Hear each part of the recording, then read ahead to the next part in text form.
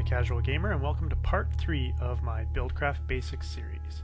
Last time I showed you how to transfer fluids using Buildcraft liquid transport pipes, and in this episode I'm going to show you how to generate and transport power.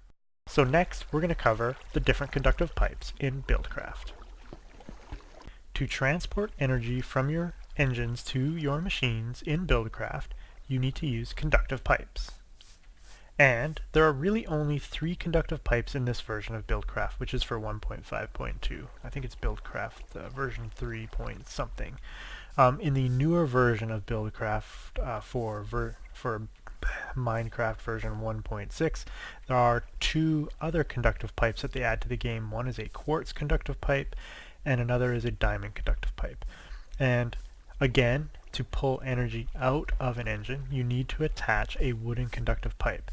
And if you look, you can only basically pass 32 Minecraft joules through a wooden conductive pipe, and you can only pass 16 Minecraft joules through a stone conductive pipe, whereas you can pass 256 Minecraft joules through a golden conductive pipe. So, in earlier versions of Buildcraft, there used to be a loss of power over distance. So the further you got away from your source of power, you would lose power. So if I were to run that machine down at the end there, basically I would be losing power along the way. However, in the newer versions of Buildcraft, you do not lose power over distance anymore. It's just that your different conductive pipes can only hold so much energy. So if I was producing 500 Minecraft joules out of these 4 engines, they wouldn't be able to travel through this gold conductive pipe. It's not strong enough to handle it. I would have to basically run it down several lines to transfer all of that power. Buildcraft really only adds 2 engines in addition to the redstone engine, which is basically only useful for powering your wooden pipes. It adds the Stirling engine, which I've showed you here, and in the Stirling engine you can put coal, charcoal, or lava buckets. I think you can also put fuel buckets. I'm not sure. Let's try it out. We'll have to wait and see. So basically you can power it with coal or lava buckets or oil or fuel. It will only ever output 1 Minecraft joule per tick. No matter what the fuel source is, if you put a stronger fuel source in this Stirling engine, it will last for longer, but it can only ever output 1 Minecraft joule per tick. So if you want a stronger power source, actually, I'll take the fuel bucket out of here. I'll leave the oil bucket in. You want to run a combustion engine. And as you can see, I've got some fuel being pumped into here. And combustion engines require both a fuel source, which can be solid. You can actually run it off of coal or charcoal, or you can use fuel or oil. But you also need a liquid to keep the engines cool. If you do not add water into these engines, they will heat up rapidly and explode. So let's turn on these engines and get them powering up.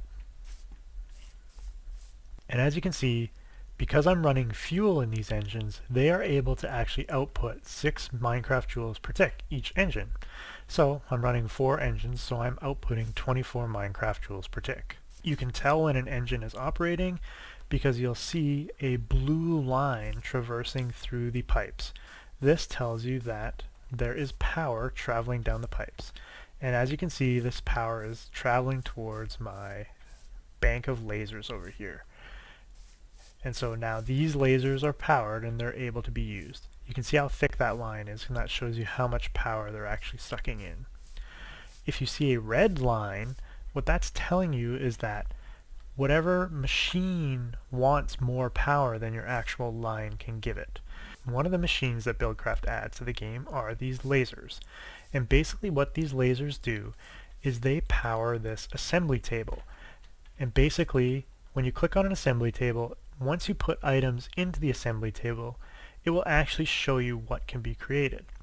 To create the actual item, so in this case, if I take out the cobblestone structure pipe, I can no longer create anything. If I were to put in redstone, I'd be able to create a redstone chipset. If I put in both the cobblestone structure pipe and the redstone, I'll be able to create either one. And to start creating one of these objects, I just click on it. So if I want to start creating a pipe plug, basically I click on it and you'll see all of these lasers firing at the assembly table. And you can tell that they're fully powered because they all turn blue. That means I'm definitely running enough power to basically power this entire bank of lasers. If they were running at yellow or green, that means that you would need more power to fully power them. And as you can see, it's really chugging through my cobblestone structure pipe, and it's making me a bunch of pipe plugs. And I could actually switch that, turn that off, and now I could start making redstone chipsets. And again, as you can see, in this case, I'm not running enough power to basically power this rapidly. I would need to add more engines to my system to basically make it so that I could get all of these lasers firing blue and rapidly produce these redstone chipsets. And that's just because making a redstone chipset is more complicated and requires more power than making a pipe plug.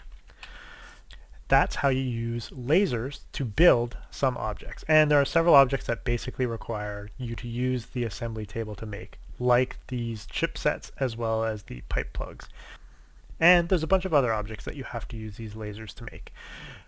Once your object is created, it basically pops into the chest beside it. If you don't have a chest beside your assembly table, it'll just shoot it out into the world, and after 5 minutes it'll despawn, so I recommend you put a chest there.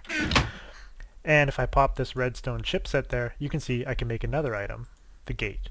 And the same thing, all the lasers are not firing properly. And for some reason this laser is not firing, and I wonder why that is. So now that I have these pipe plugs, I can actually go behind the lasers here, and as you can see there's like this crisscross connection, and it looks really kind of messy down here, and it doesn't really need to look like this. And so what I can actually do with the pipe plugs is I can break these here, and break these up here, and we'll put pipe plugs in these. And then as you can see, when I put the golden conductive pipe along the laser bank, because I've blocked the one side, it no longer auto connects. And so then I can do the same again on the bottom here. And oops, and I can run the pipe there. Oops, and run it down here as well. Oop. And then I'll also run pipe plugs here.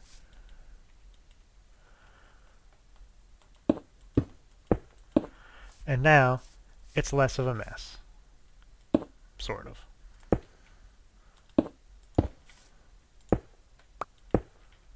There we go. And now, because my power isn't basically in a jumble back there and it's going directly to the sources where it needs to go, when I click on the redstone chipset, as you can see, it's running red, then yellow, then green, and then blue. So my lasers are working at 100% efficiency at this point, so I don't really need to fix the power. Just thought I'd show you two of the other machines that Buildcraft adds to the game. One of them is this mining well. And a mining well is basically the precursor to an actual pump. But what a mining well can do, if I provide power to it, I'm not sure why, oh, here comes the power. What a mining well will do is it will actually drill straight down, and will actually shoot the items out the top of it or the back of it. And if you have a chest nearby, you can collect the items. And it will drill in a straight hole all the way down to the bedrock. But because I've made this a flat world, the bedrock is right there, so it really only mined its way 3 blocks down. And so one of the other machines is called a quarry. And now what a quarry does is, once I provide this machine with power, is it will basically build this little structure that I have set up. This is sort of a standard quarry.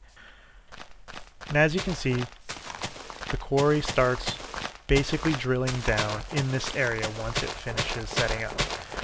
And as you can see, the blocks are basically being shot out the top. And this will actually keep drilling as long as you have power all the way down to bedrock, or until it hits lava. If it hits lava, it will actually just stop. It won't damage the quarry itself, but it will stop running. So one of the best ways to run a quarry is over top of water or ice, so that the water will quench the lava. And as you can see, it just keeps shooting the items out.